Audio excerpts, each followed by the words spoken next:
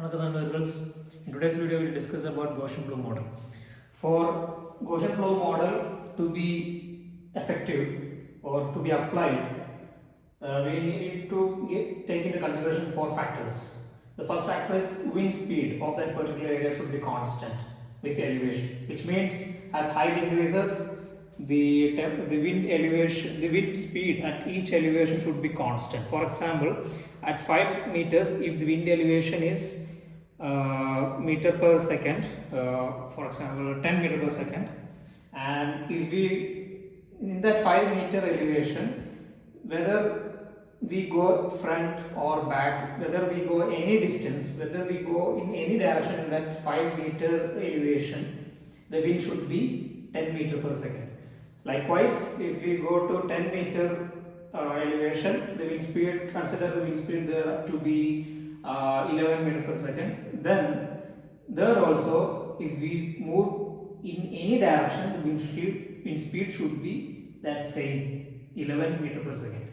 So that is the first case. The second case is it should be a flat terrain. Where consider the company, the industry which is situated where the plume is coming out.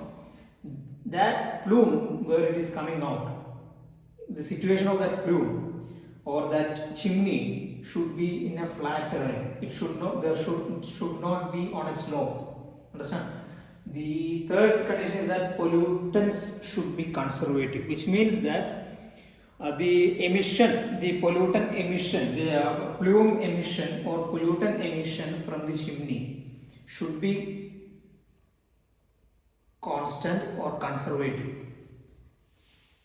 which means that the pollutants should not be decaying, it should not decrease by time, it should be constant.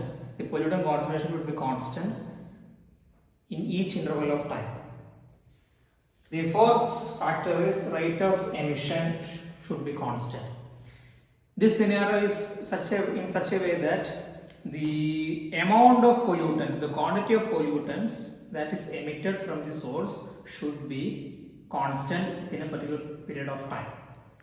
For example, at 5 minutes the pollutant emission is, pollutant concentration is milligram per liter, x milligram per liter. Then with 10 minutes also, at 10 minutes also the pollutant concentration emission should be 10 milligram per liter. Understand? So pollutant, don't be confused with pollutant conservative factor and rate of emission constant, these two. The pollutant conservative factor is specifically related to or specifically concentrates on the fact that pollutants that is emitted from the source should not undergo any decay, which means the pollutants that is given out from the chimney, from the source, from the plume. For example, that pollutant has 6, the plume has 6 pollutants. Okay, so among that the 6 pollutants should be constant with time. For example, as 5 minutes, at 5 minutes it is 6 pollutants, and when the time increases to 10 minutes, imagine that there are only 3 pollutants. In such a scenario, Gaussian plume cannot be applied in that situation. So that is what pollutant conservative factor means here. Okay. In Gaussian plume model, there are 5 model plumes. The first one is conic. Consider the atmospheric condition which is neutrally stable, which means that as height increases, temperature decreases. See, as height increases, temperature decreases. In this scenario, consider the wind speed to be constant without any changes. So the plume that comes under such a situation is called as conic. In the conic plume is in such a way that you can actually divide it into 2 parts. If you draw a line between the imaginary line between the plume, we can actually divide it into 2 parts. Such a scenario, such a plume is called as conic. This is the first case. The second type of plume is called as looping. As the name indicates, if the plume is in the form of a loop, upside down like this, then it is called as looping. For this type of plume to happen, the atmosphere should be unstable. The wind speed should be upward and downward with same intensity. The wind speed intensity should be the same or equal to each other in the upward direction and downward direction. In such a scenario, a looping type of plume will happen. Also, for this type of plume to happen, the temperature would decrease with increase in height, but it will move away from each other. The graph would look like this. Height is this one, and this is temperature. Sorry, this is height, this is temperature. So see, in the other graph, the first graph that we have shown for coning, it was parallel to each other, if you can recall. In this scenario, it is moving away from each other. Understand? Right. The third type of plume is called as fanning. Consider a stable atmosphere with constant wind, with a constant wind speed. Okay. So in that scenario, the temperature height graph would look like this, right? It would look like this. So there is a type of moving away. The graph, if we draw it, the height temperature graph, you will see that the line of height and line of temperature is moving away from each other.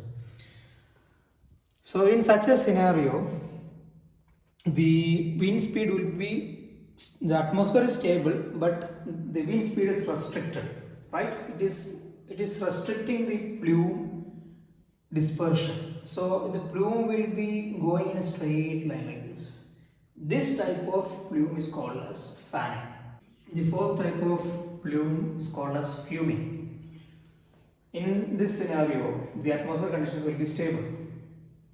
The graph, temperature height graph would look like this. As height increases, the temperature would first decrease. Then from that point, it suddenly increases with increase in height. So the graph would look like this. In this scenario, the wind speed in the downward direction will be more. So the dispersion in the upward direction will be less. However, the dispersion of the plume will be more in the downward direction. So the plume will look like this. This plume is called as fuming. Sorry, there is a correction. The condition for fuming, the atmospheric condition for fuming is unstable.